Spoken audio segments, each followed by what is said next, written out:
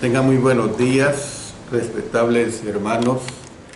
Una vez más estamos reunidos hoy que es el día del Señor, día de honrarle y alabarle de acuerdo a su sagrada voluntad, gracias a nuestro Dios.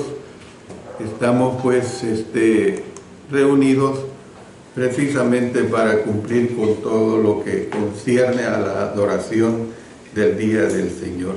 Vamos a pedir siempre la dirección de nuestro Padre Celestial.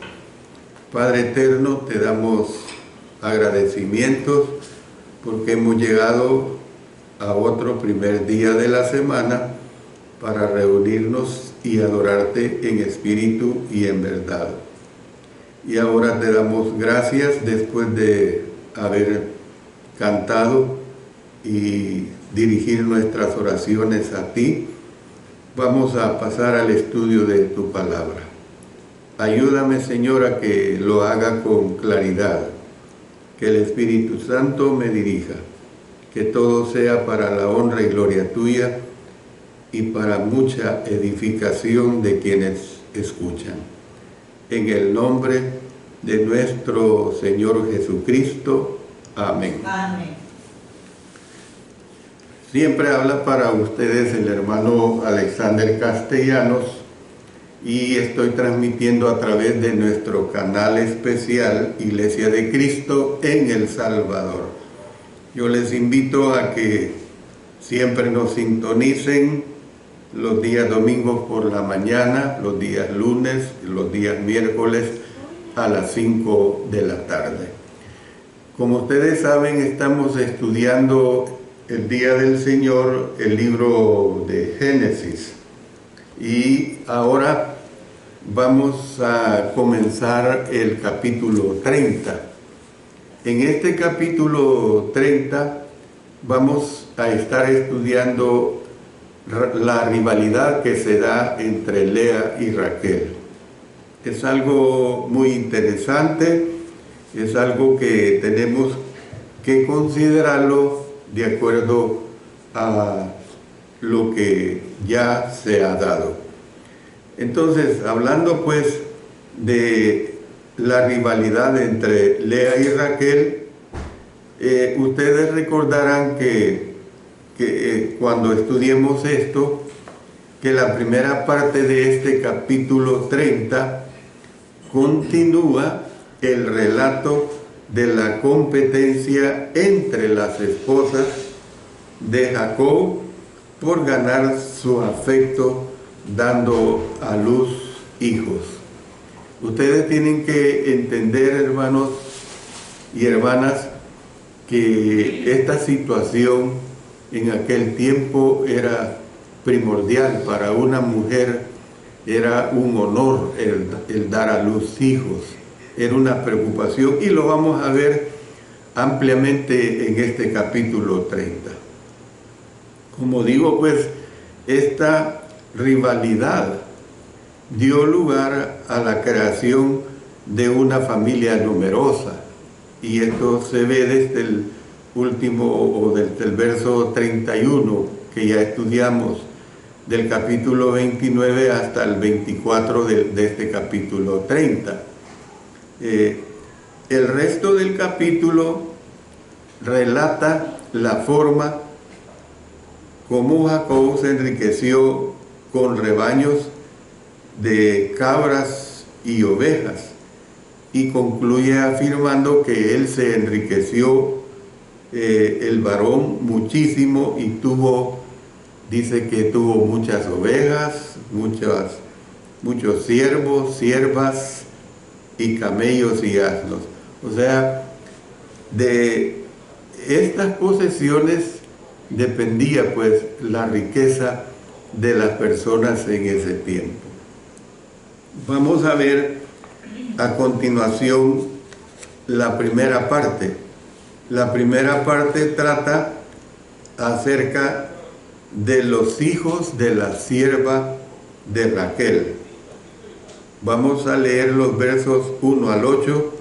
Dice así: Viendo Raquel que no daba hijos a Jacob, tuvo envidia de su hermana y decía a Jacob: dame hijos, o si no me muero. Y Jacob se enojó contra Raquel y dijo: ¿soy yo acaso Dios que te impidió el fruto de tu vientre? Y ella dijo: he aquí mi sierva Bilha, llégate a ella y dará a luz sobre mis rodillas, y yo también tendré hijos de ella. Así le dio a Bilha su sierva por mujer, y Jacob se llegó a ella. Y concibió Bilha y dio a luz un hijo a Jacob. Dijo entonces Raquel: me juzgó Dios y también oyó mi voz, me dio un hijo. Por tanto llamó su nombre Dan. Concibió otra vez Bilha, la sierva de Raquel, y dio a luz un segundo hijo. Y dijo Raquel: con luchas de Dios he contendido con mi hermana y he vencido. Y llamó su nombre Neftalí. Recordemos, los primeros son Dan y Neftalí. Bueno, empecemos con el análisis acostumbrado de versículo por versículo. En este versículo 1, este incidente evidentemente se superpuso a la última escena del capítulo anterior, ya que en cada caso el texto menciona la condición estéril de Raquel. Ambas secciones se refieren a algo que se veía, o sea, algo que se percibía, pues. El Señor vio que Lea era menospreciada e incapaz de concebir, por lo que le dio hijos y le permitió dar a luz. Mire lo que dice el verso 31 del capítulo 29. Y vio Jehová que Lea era menospreciada y le dio hijos, pero Raquel era estéril. En esta escena, viendo Raquel que en contraste con Lea, seguía sin poder tener hijos para Jacob, por lo tanto ella tuvo envidia. La envidia es un tema recurrente en Génesis, o sea, es un Génesis muy repetitivo en el libro de Génesis.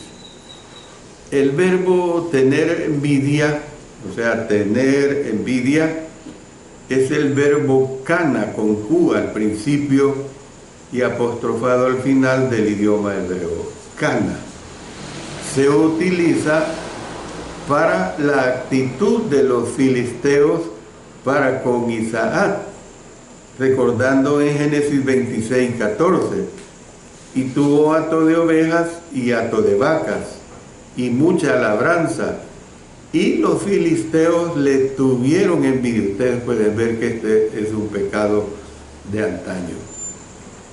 También tenemos el caso de la envidia de Raquel para con Lea, de lo que ya hemos visto aquí en este versículo 1.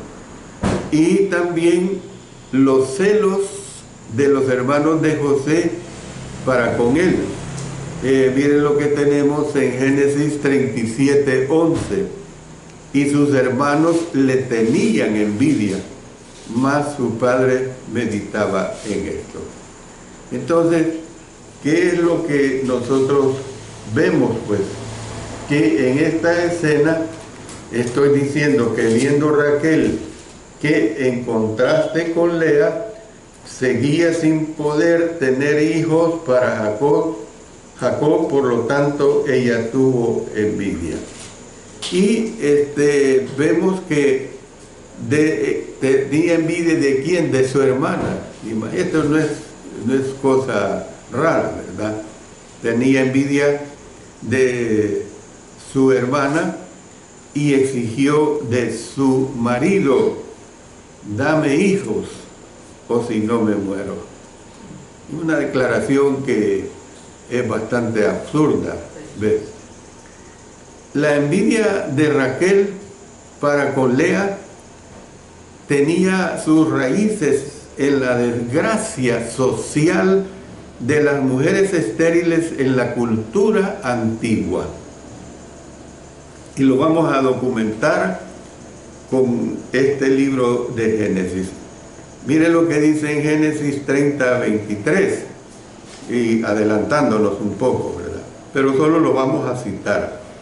Y concibió y dio a luz un hijo, y dijo: Dios ha quitado mi afrenta. Pero ahora vamos a entrar a darle lectura a una cita que es bien ilustrativa a esta situación de una mujer cuando era estéril. Nos vamos a ir al libro primero de Samuel. En el libro primero de Samuel vamos a buscar el capítulo 1 y nos vamos a ir a leer desde el 1 hasta el 18. Hubo un varón de Ramataim de Sofim, del monte de Efraín, que se llamaba Elcana, hijo de Jeroham, hijo de Eliú, hijo de Tou, hijo de Suf, Efrateo. O sea, se marca todo el árbol genealógico de Elcana, pues.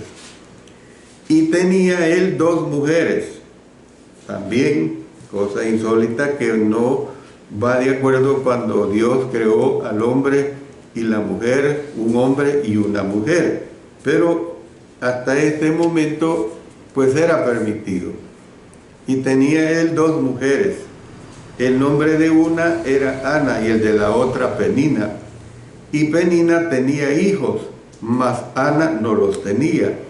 Y todos los años aquel varón subía de su ciudad para adorar y para ofrecer sacrificios a Jehová de los ejércitos en Silo, donde estaban 2 hijos de Elí, Ofni y Finés, sacerdotes de Jehová.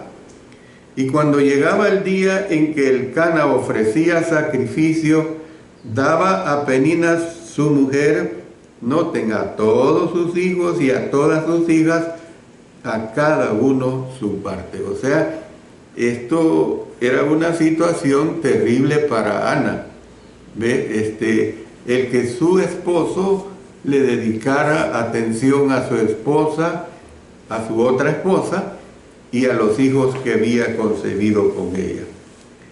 Y su rival la irritaba, miren qué claro, enojándola y entristeciéndola porque Jehová no le había concedido tener hijos.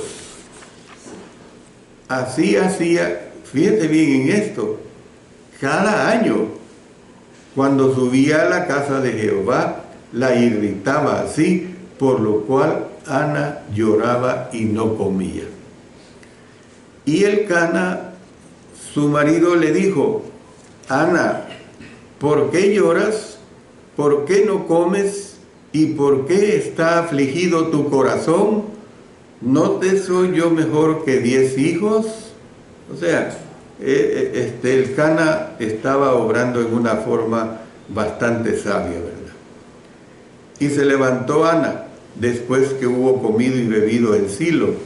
Y mientras el sacerdote Elí estaba sentado en una silla junto a un pilar del templo de Jehová, ella con amargura de alma oró a Jehová y lloró abundantemente.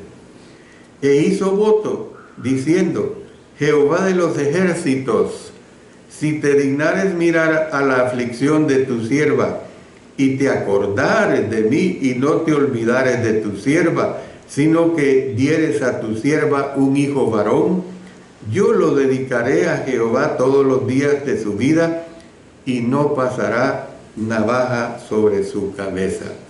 O sea, desde aquí ella se estaba comprometiendo. Mientras ella oraba largamente delante de Jehová, Elí estaba observando la boca de ella, pero Ana hablaba en su corazón, y solamente se movían sus labios, y su voz no se oía. Y Elí la tuvo por ebria. O sea que no era extraño pues que una mujer en ese tiempo se embriagara. Pues. Entonces le dijo Elí: ¿hasta cuándo estarás ebria? Digiere tu vino. Imagínense, estaba bien convencido que estaba borracha. Y Ana le respondió diciendo: no, Señor mío, yo soy una mujer atribulada de espíritu.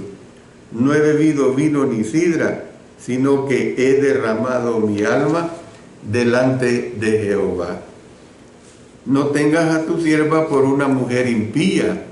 O sea, la borrachera considerada como algo pecaminoso, pues. Porque por la multitud de mis congojas y de mi aflicción he hablado hasta ahora. Elí respondió y dijo: ve en paz, y el Dios de Israel te otorgue la petición que le has hecho. Y ella dijo: hallé tu sierva gracia delante de tus ojos. Y se fue la mujer por su camino y comió, y no estuvo más triste. Entonces, ¿qué es lo que vemos, hermanos y hermanas, de toda esta situación?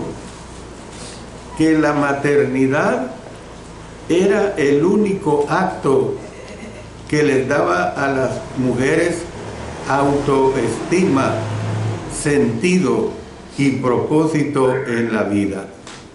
Si no daban a luz, ellas se sentían como las peores mujeres del mundo. Su declaración sobre la muerte era una exageración de su pena y un clamor de angustia, al tiempo que arremetía verbalmente contra su marido y lo culpaba por la infertilidad de ella. Su arrebato pues era tanto desgarrador como irónico, pues mantenía que moriría si no podía dar a luz a un hijo. Sin embargo, vemos que años más tarde ella murió durante el parto cuando nació su segundo hijo. Por supuesto, esto último que estoy diciendo me refiero a Raquel, ¿verdad? Dice en Génesis, nos vamos a adelantar, pero nos vamos a apoyar por lo que sucede con Raquel, ¿verdad? Génesis 35, 16 al 19. Después partieron de Betel, y había aún como media legua de tierra para llegar a Efrata, cuando dio a luz Raquel, y hubo trabajo en su parto. Y aconteció, como había trabajo en su parto, que le dijo la partera: no temas, que también tendrás este hijo. Y aconteció que al salírsele el alma, pues murió. Llamó su nombre Benoni, mas su padre lo llamó Benjamín, el consentido. Pues por eso ustedes tienen que entender que en nuestra cultura se dice: este es el Benjamín. Yo en mi caso soy el Benjamín, el último que tuvo mi madre. Y así murió Raquel, y fue sepultada en el camino de Efrata, la cual es Belén. Después vamos a retroceder porque vamos a referirnos al primer hijo que ella tuvo. Bueno, versículo 2. Y Jacob se enojó contra Raquel y dijo: ¿soy yo acaso Dios que te impidió el fruto de tu vientre? O sea, fíjense bien, yo estoy muy de acuerdo con esta declaración de Jacob, porque el hombre no es responsable de la esterilidad de una mujer, o podría darse el caso de la esterilidad de un hombre. Eso no lo puede manejar ningún ser humano. Que hay tratamientos, los hay, médicamente hablando. Yo no estoy hablando que se ha vencido por miles o millones a través del planeta esa situación de esterilidad. Pero analicemos lo que aquí se nos dice. Jacob amaba profundamente a Raquel, y ustedes imaginen, si la amaba profundamente, si iba a tener tantos hijos con Lea, ¿cómo no hubiera deseado tener tantos hijos con Raquel? Entonces, él la amaba enormemente y era sensible a sus sentimientos de desesperación porque no podía concebir. Sin embargo, en esta ocasión, él respondió con enojo y con frustración contra Raquel, porque ella afirmaba que él tenía la culpa por su condición estéril. Esto es absurdo, ¿ve? Y hasta le promete que se va a matar, pues. Él dijo, ¿soy yo acaso Dios que te impidió el fruto de tu vientre? Fue una pregunta retórica, por decirlo así, que no requería de una respuesta. Ustedes saben bien que la Biblia está llena de muchas interrogantes que no requieren respuesta, porque ahí va implícita la figura del lenguaje conocida como el sarcasmo o ironía. Entonces, fue una pregunta retórica, así como un reproche. Jacob, a diferencia de Dios, no tenía poder para abrir ni cerrar los vientres. Tenía el potencial para embarazar a su mujer. Sin embargo, no tenía poder para garantizar lo que exigía Raquel. La negación, pues, de Jacob está de acuerdo con numerosos textos en Génesis que afirman que Dios abrió y cerró vientres. Hay una diversidad de textos en el libro de Génesis que hablan de esta situación, y muchas veces lo hacía por castigo a una nación o a una ciudad determinada. Lo hacía a propósito de él. Bueno, versículo 3, y ella dijo, he aquí mi sierva Bilha, llégate a ella y dará a luz sobre mis rodillas, y yo también tendré hijos de ella.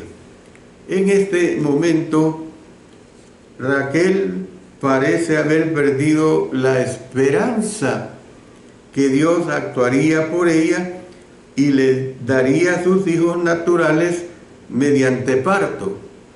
Entonces ella decidió seguir la antigua costumbre del cercano oriente de la maternidad sustituta, al igual que Sara había arreglado por medio de Agar. Ustedes recuerden esa situación que vimos en el capítulo 16 de Génesis. Raquel sería legalmente la madre de un hijo nacido de su esclava personal, por lo que le dijo a Jacob que se llegara a su sierva Bilha. Entonces, la declaración sobre dar a luz sobre sus rodillas es una manera simbólica de decir que el hijo recién nacido sería tomado y colocado sobre las rodillas de la persona que tenía la prerrogativa de aceptarlo como propio. Una situación que también era de estos tiempos, ¿verdad? Hoy eso, términos generales del 99%, no se la dice en Génesis 50:23. Otras situaciones que se dieron al respecto de esto. Y vio José los hijos de Efraín hasta la tercera generación. También los hijos de Maquir, hijo de Manasés, fueron criados sobre las rodillas de José. Eso quiere decir bajo el amparo, pues, de José. En Génesis 48, leamos versos 5 y luego nos pasamos al 12. Y ahora tus dos hijos, Efraín y Manasés, que te nacieron en la tierra de Egipto, antes que viniese a ti a la tierra de Egipto, míos son, como Rubén y Simeón serán míos. Verso 12. Entonces José los sacó de entre sus rodillas y se inclinó a tierra. Entonces vemos pues que de acuerdo con la antigua costumbre, Raquel alentó a Jacob para que impregnara a su esclava Bilha y poder recibir al niño y legalmente convertirse en madre. Versículos 4 y 5. Así le dio a Bilha su sierva por mujer, y Jacob se llegó a ella, y concibió Bilha y dio a luz un hijo a Jacob. Jacob aparentemente no planteó ninguna objeción a la sugerencia de Raquel. Los términos mujer y concubina a veces se utilizan indistintamente en la era patriarcal. A 3 mujeres se le da ambas designaciones. Vamos a ver quiénes son estas 3 mujeres. El caso de Agar. Miren lo que dice Génesis 25:6, el caso también de Cetura, donde dice, vamos a 1 Crónicas 1:32, y Cetura, concubina de Abraham, dio a luz a Simrán, Joksán, Medán, Madián, Isbac y Sua, los hijos de Joksán, Seba y Dedán.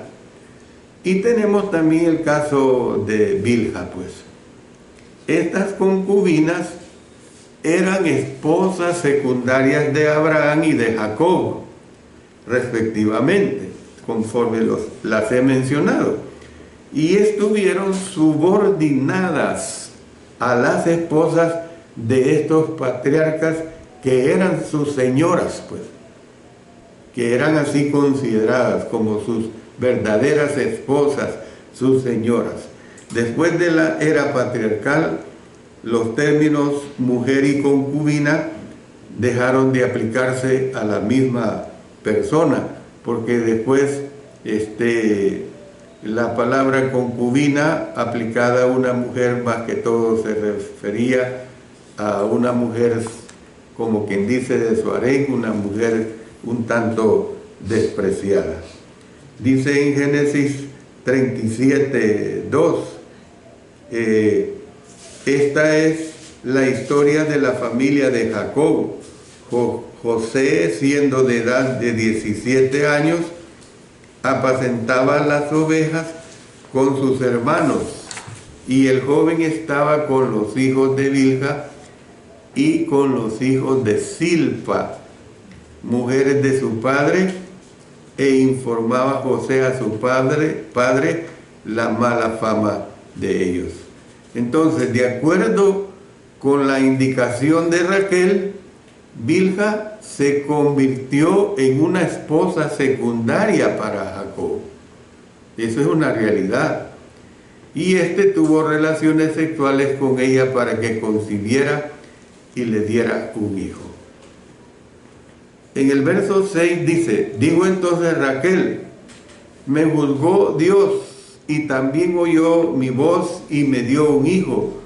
Por tanto llamó su nombre Dan. A diferencia de Sara, la esposa de Abraham, Raquel estaba encantada, hermanos y hermanas, ante el nacimiento de un bebé varón por su sierva.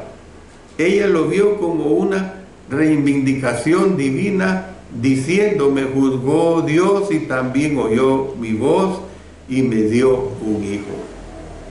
Puede pues que esta declaración indique que Raquel había estado orando a Dios por un hijo y que cuando Bilha lo entregó, alabó al Señor por oír su voz y contestar sus oraciones. Como el autor no mencionó ninguna intercesión por parte de Jacob en nombre de Raquel, como lo hizo cuando Isaac oró por Rebeca, lo único que puede hacer el lector es preguntarse si Jacob aún no creía en el valor de la oración por su esposa, porque la conversión de Jacob se va dando paulatinamente, paso por paso. Bilha únicamente fungió como una madre sustituta, así de esa forma. El hijo pertenecía legalmente a Raquel, así que tenía la prerrogativa de darle un nombre y le llamó su nombre Dan, que es un juego con la palabra juzgó, din o defendió. O sea, ustedes pregúntense, quitarle un hijo solo porque porque era su sierva, y como tenían poder sobre la sierva, y aquí tenemos que entender y dónde estaban los sentimientos de una madre hacia su hijo, sea sierva, sea esclava, sea lo que sea, pero pues así se procedía en relación a estas situaciones. A Dios se le describe a menudo en el Antiguo Testamento juzgando a las naciones. Por ejemplo, dice en Génesis 15:14, más también a la nación a la cual servirán, juzgaré yo, y después de esto saldrán con gran riqueza. También Job 36:31, bien que por esos medios castiga a los pueblos, a la multitud él da sustento. Salmo 108, Jehová juzgará a los pueblos. Júzgame, oh Jehová, conforme a mi justicia y conforme a mi integridad. Salmos 9:8, él juzgará al mundo con justicia y a los pueblos con rectitud. Salmos 96:10, decide entre las naciones, Jehová reina. También afirmó, el mundo no será conmovido, juzgará a los pueblos en justicia. Y también vemos que así como defendiendo a los pobres, a los necesitados y a los justos. Miren lo que dice 1 Samuel 24:15. Jehová pues será juez y él juzgará entre tú y yo. Él vea y sustente mi causa y me defienda de tu mano. Salmos 68:5. Padre de huérfanos y defensor de viudas, es Dios en su santa morada. Entonces, Raquel no pensó en el nacimiento de este hijo simplemente como una bendición de Dios. Ella lo vio como la justicia que se le debía a ella porque era una víctima indefensa de la esterilidad. O sea, como les digo, aquí hay que usar ese razonamiento de que para una mujer su triunfo era poder concebir hijos. Yo a esta altura no puedo ver a una Raquel que está pensando que como que es la voluntad de Dios que Él le conceda tener hijos. ¿Ve? Por eso miren los versículos 7 y 8. Concibió otra vez Bilha, la sierva de Raquel, y dio a luz un segundo hijo a Jacob. Y dijo Raquel, con lucha de Dios he contendido con mi hermana y he vencido. Y llamó su nombre Neftalí. Después de un periodo de tiempo, vemos una vez más, Raquel estaba encantada. Ella lo llamó Neftalí, porque le explica, ella dice, con lucha de Dios he contendido con mi hermana.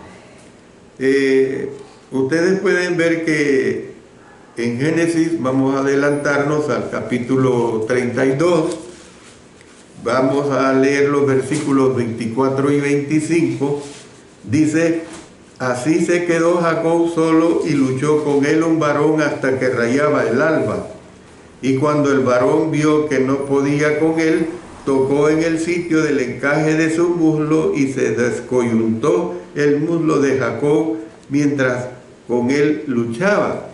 Entonces, se utiliza aquí un lenguaje similar cuando Jacob luchó con un ángel. La expresión hebrea que aquí se traduce literalmente, pues, como luchas de Dios, consigna luchas portentosas en otras versiones. El nombre Neftalí suena como el sustantivo luchas, o sea, la palabra hebrea Naktulin. Y el término Dios aquí es Elohim, pero en este uso debe entenderse en un sentido descriptivo como el Elohim, como algo poderoso o como algo grande. Raquel, obviamente, pues, consideró que lo experimentado en la vida era un torneo con Lea. Y puesto que ahora era la madre legal de Neftalí, afirmó estar imponiéndose precisamente en la competencia. Entonces, eso es lo que nosotros podemos ver. Yo voy a parar acá en esta primera parte y luego, con la ayuda del Señor, continuamos a la hora del sermón para seguir tomando en cuenta, ya viendo también más de cerca acerca de los hijos de la sierva de Lea. Yo espero que estemos gozándonos con este valioso estudio, lo que nos aporta y lo que nos aportará cuando veamos las lecciones de vida que tenemos precisamente en este capítulo 30, que es verdaderamente muy interesante. Vamos a desarrollar mucho acerca del pecado de la envidia, que es algo terrible hasta el día de hoy. Bueno, oremos. Padre Celestial, damoste nuestros agradecimientos porque tú nos permites hacer tu voluntad en la enseñanza de tu divina palabra. Gracias, Padre Celestial, que sea de gran beneficio espiritual para nuestras vidas. En el nombre de nuestro Señor Jesucristo. Amén. Amén.